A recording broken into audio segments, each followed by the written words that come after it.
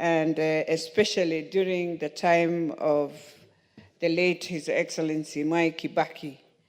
I think Kenya would have wished, and we still wish, to see completely free education for both primary and secondary. Madam Speaker, we are now in a new dispensation. We are entering into CBC. Each honorable member would want to see now our children having dignity as they go to their junior secondary, as we move to the new system. And Madam Speaker, as much as this is critical for us, I know the biggest challenge, and honorable members will say here, is that the problem is not about putting the bursary together so that you have a comprehensive bursary scheme.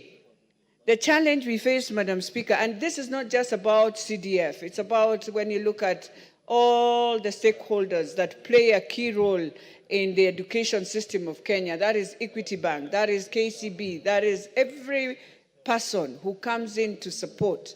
You will always find yourself in challenges of how come we are supporting so much and we still have many young children yearning to be supported. Some are still, even to date, you'll find a few of them who have not even joined high school because of bursary. Somewhere in the corner of Kenya, if you check, Madam Speaker, you will find a bright child who is yearning to go to school, but up to date has not gotten that support. And so, Madam Speaker, as I support this, what I want the government to do, and this is something that has to come before we even think of the scheme, Madam Speaker, is that every child in this country, let them have a NEMIS number. Let us get to know the capitation of each child so that we are able to know how many children are we talking about.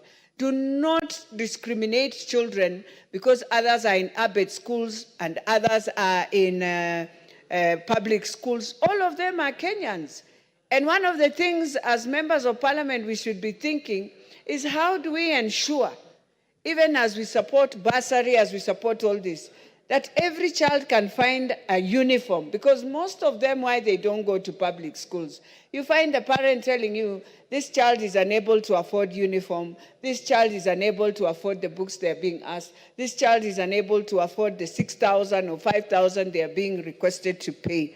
So for me, Madam, Mr. Speaker, is that indeed we need to have a way of having free education in this country, but let us do it in the right way.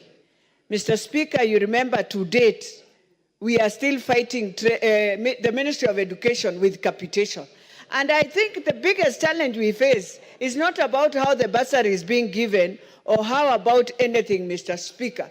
Mr. Speaker, the challenge we face is we have people who have lived in Jogoo for a while now, and they will tell you how they are doing things, yet part of them are the biggest problem we are facing, Mr. Speaker. So if you have been in a system for 30 years, why is it that we cannot make it right for our children in this country?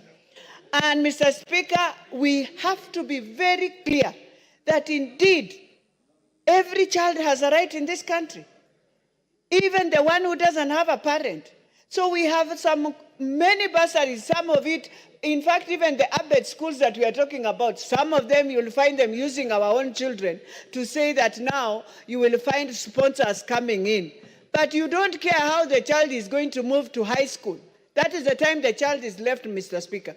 So if we are doing this junior secondary, we must change the system of this country on how we look at things, Mr. Speaker.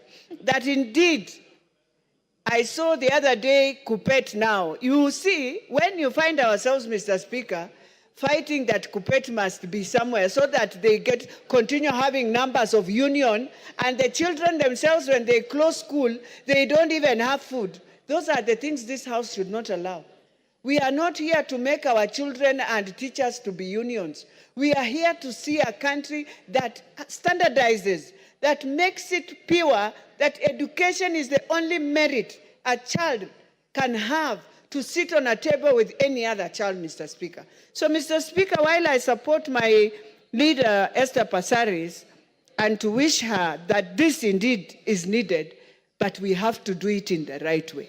Before we do anything on this, let every child have, now they are moving it from NEMIS to chemist. So let every child have a chemist number in January. Let this matter of birth certificates be stopped completely. The same way we are trying to give Form 4s the IDs in school. Let the Ministry of Migration that deals with the identification of birth certificates, death certificates, go and sit in every school to ensure every child has a birth certificate.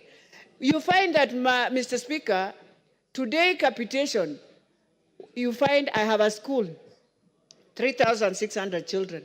Only 200 have NEMIS numbers. So where does that capitation, after we've given the ministry all this money, go? And yet you are saying you have 3,000 children in this school, 5,000 children in this school. Where does the money go? So let every child in this country be counted for, so that we itemize the budget here and say, we are now giving capitation of 1 or 2 million children. We know this is the amount they are taking, and this will support, will be better for the education system. Mr. Speaker, as I finalize, the other thing I need the ministry to do now is to ensure to tell us, we have teachers who have gone, and most of them are in arts subjects, humanities. How do we support these teachers to go back for a refresher, so that they go, those who want to teach science can now go and teach science, and so that we get more science teachers, because I understand we don't even have. So if we don't even have and CBC is science, how are we moving on, Mr. Speaker? While we celebrate, Mr. Speaker, and I want to thank everyone, that indeed the education system that we are going in, let us start at the right slate. Let us not do the mistakes we have done, that I have seen so many mistakes in this last system, where books, a number of books you can't understand. Parents today, they wake up today, they are supposed to do this. And also, Mr. Speaker, why can't we look in our secondaries? Because I can see many secondaries saying, oh, we have lacked fees, parents are crying. But there's that standard of school fees. Every child is able to pay. And if a school is able to run with that amount, Mr. Speaker, why is it that you'll force a school to have school fees 25,000, yet you know very well most parents are paying 16,000? Why can the ministry look at that and standardize where you know parents are able to pay, so that schools do not have pending, yet they are able to move until they... So you even wonder, is it viable? What is viable is what we need to use, Mr. Speaker. What is viable? And this is something the ministry should help us. Another thing that the ministry should look at, you cannot tell me where, for example, in Nairobi, so I have, yes, 24 schools, but nearly how many students are there? Beyond 40,000, 50,000. So you can't tell me, because I have those, you now start giving me a capitation of building classrooms because of the numbers of schools I have. It is wrong. You should be looking at the numbers of students I have. And this is one thing we should be pushing. And I understand we have 6,500 schools with less than 100 students. I mean, honestly, honorable members, even us, we should question ourselves. We did wrong to build more schools, yet we don't have enough teachers, we don't have enough students, and yet you have spent money, and now you are supposed to ensure this school is sustainable. So, Mr. Speaker, as I finalize, I want to really thank the Americans for voting in Trump to finish the culture of what our children have been crying for, a culture that is not our culture, and now America has awakened itself. Thank you, Mr. Speaker.